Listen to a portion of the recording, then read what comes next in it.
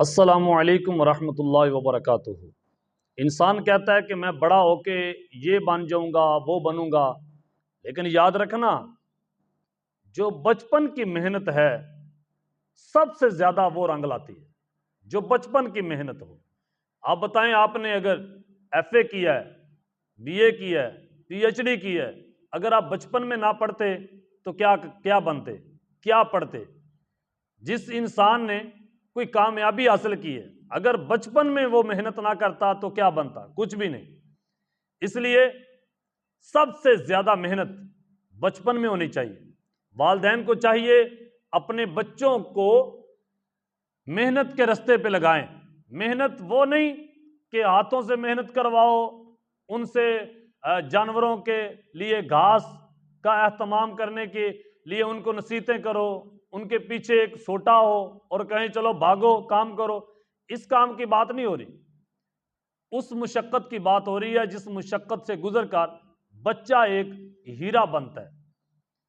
بچپن کی محنت انسان کو بہت کامیاب کرتی ہے۔ ہماری مائیں بعض اوقات زیادہ لاڈ کرنے لگتی ہیں، آخر کار ہوتا کیا ہے، وہ خود اپنے ہی گاٹے فٹ ہو جاتا ہے۔ ہمارے ساتھ ایک کلاس فیلو تھا، تو وہ بچہ ہمارے ساتھ پڑھتا تھا، اس سے استاد کوئی کام لیتے تھے، جیسے ہم کرتے تھے مسجد کی صفائی کرنا یا ادارے کی صفائی کرنا، اسکول کی صفائی کرنا، جو استاد کام لیتے تھے ہم کرتے تھے۔ استاد صاحب کے گھر کے کام ہم کیا کرتے تھے۔ اس کا ہمیں آج بہت بہترین صلہ مل رہا ہے، الحمدللہ۔ اس لیے بزرگوں نے کہا ہے جو لوگ مسجدوں کی صفائی کرتے ہیں، اپنے اداروں کی صفائی کرتے ہیں، ان کے بچے اور ان کی گھر والی اللہ ان کو ان کا فرما بردار کر دیتا ہے۔ تو جو بچے بچپن میں استاد کے کہنے پر مسجدوں کی صفائیاں کرتے رہے، اپنے ادارے کی صفائیاں کرتے رہے، آج ان کی زندگی بڑی پرسکون ہے۔ یہ بچپن کی محنت ہے نا۔ ہمارے ساتھ جو ایک اسٹوڈنٹ تھا، ہمارے ساتھ ایک طالب علم، اس سے استاد صاحب نے کوئی کام کروایا تو اس نے گھر جا کے بتایا، تو اس کے والد صاحب تھوڑے سے چودھری ٹائپ کے تھے، اس کی والدہ چودرانی تھی۔ اس نے اپنے خاوند کو کہا کہ ہمارے بچے سے استاد یہ کام کرواتے ہیں، وہ کرواتے ہیں، وہ کون ہوتے ہیں استاد صاحب سے کام لینے والے؟ تو وہ بھی چودھری صاحب ڈر گئے۔ انہوں نے آ کے استاد صاحب کو کہا، استاد صاحب آپ ہمارے بچوں سے کام نہ لیا کر۔ ٹھیک ہے جی، کام نہیں لیتے تھے استاد صاحب، ان کو فری ہینڈ دے دیتے تھے۔ آخر کار وہ بچے بدتمیزی کی سیڑھی پہ چڑھنے لگے۔ صاف ظاہر ہے استاد کی قدر انسان کو ایک نایاب انسان بناتی ہے۔ استاد کی قدر ہی تو ہے جو انسان کے اندر ایک نور پیدا کرتی ہے۔ تو وہ بچہ باہر لوگوں میں ایک شوخہ ہو گیا اور پھر حد سے نکلنے لگا۔ آخر کار اب وہ ہمارا ایک بچپن کا دوست ہے۔ ہمیں اس کے والد صاحب نے کچھ شکایتیں کی کہ اپنے اس دوست کو سمجھاؤ جا کر، تو وہ بڑا اوور ہو گیا ہے۔ جب ہم گئے، دیکھا، صورتحال دیکھی، تو اس کی ماں بڑا روتی تھی۔ اس کا یہ دانت ایک ٹوٹا ہوا تھا، اسی لڑکے نے اپنی ماں کا دانت توڑا تھا۔ کتنی مرتبہ اپنی ماں کو مارا ہے معاذ اللہ۔ اب حساب لگائیں، جو زیادہ کہتے ہیں نا کہ ہمارے بچے بہت لاڈلے ہیں، بچپن کی محنت انسان کو ہیرا بناتی ہے۔ والدین کی قدر، اساتذہ کی قدر، دیکھو اساتذہ ہی ہیں جو والدین کی قدر و قیمت کو بڑھاتے ہیں، جو والدین کی قدر کرنے کے لیے بچوں کو تعلیم دیتے ہیں۔ اپنے والدین کی قدر کرو، بہن بھائیوں کی قدر کرو، کس کس کے حقوق پورے کرنے ہیں، یہ سبق کون دے رہا ہے؟ ایک استاد دے رہا ہے۔ اور آپ استاد کی ہی قدر نیچے کر رہے ہیں تو ان کو یہ چیزیں کون سمجھائے گا؟ بچپن کی قدر، بچپن کی محنت یہ رنگ لاتی ہے۔ حضرت داؤد علیہ السلام کا قصہ ہے قرآن مجید کے اندر، دوسرے سپارے کے آخری صفحے کے اندر۔ وَتَنَا وَقَاتَلَ داؤد جالوتا، اور قتل کیا داؤد نے جالوت کو، جالوتا۔ تو اللہ تعالیٰ نے پھر ان کو انعام کیا دیا؟ وَالْمُلْكَ وَالْحِكْمَةَ، اللہ تعالیٰ نے ان کو سلطنت عطا کی۔ جب اللہ نے انعام میں سلطنت عطا کی تو پھر سلطنت چلانے کے لیے اللہ تعالیٰ نے بے سر و سامان نہیں چھوڑ دیا۔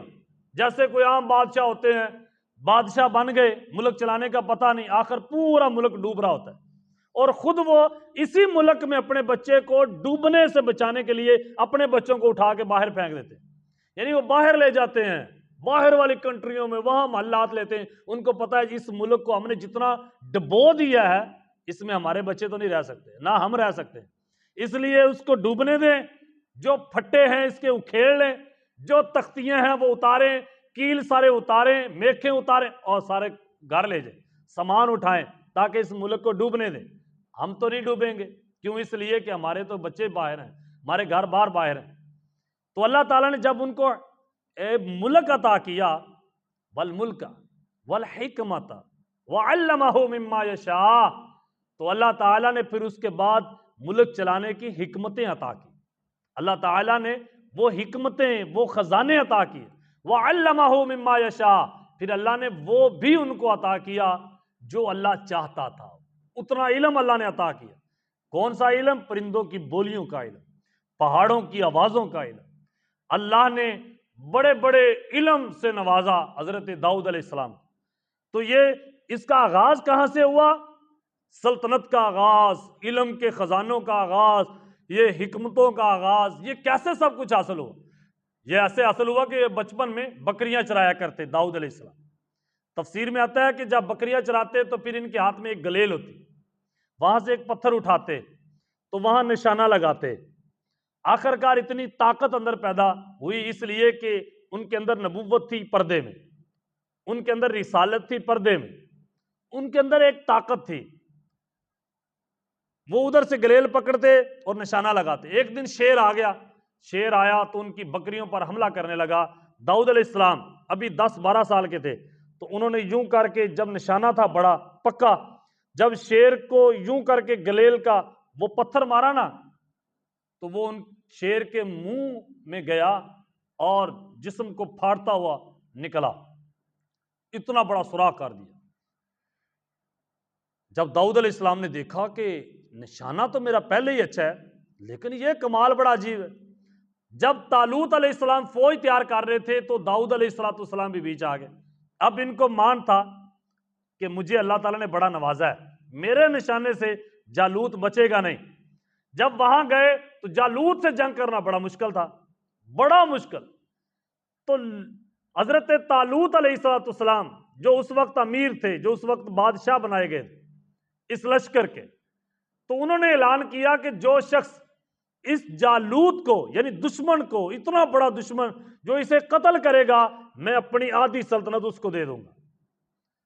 تو اس وقت کتنی عمر ہو گئی داؤد علیہ السلام کی؟ 14-15 سال۔ جب 14-15 سال کا بچہ گیا، داؤد علیہ السلام کو پتا تھا کہ میرا نشانہ بہت ہے۔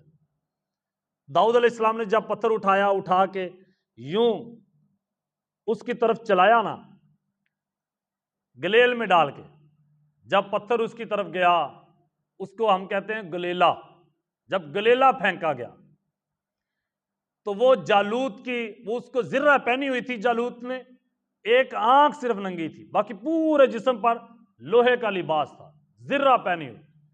تو اس آنکھ سے ہی وہ پتھر گیا، اتنا نشانہ کہ پیچھے سے نکلا تو کھوپڑی پھاڑ کے، تو کتنے فوجی پیچھے کھڑے ہوئے سب ہلاک ہوئے ایک پتھر سے۔ ایک تو ایک طاقت تھی پیچھے نبوت کی، رسالت کی، جو پردے میں تھی، ابھی جس کا اعلان نہیں ہوا رسالت کا، نبوت کا، ابھی پردے میں ہے۔